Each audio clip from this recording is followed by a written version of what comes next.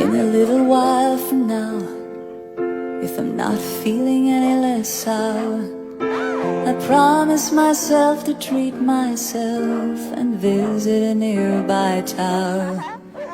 And climbing to the top, will throw myself off in an effort to make it clear to whoever what it's like when you're shattered, left standing in the lurch at a church with people saying, my God, that's tough. She stood him up. No point in us remaining.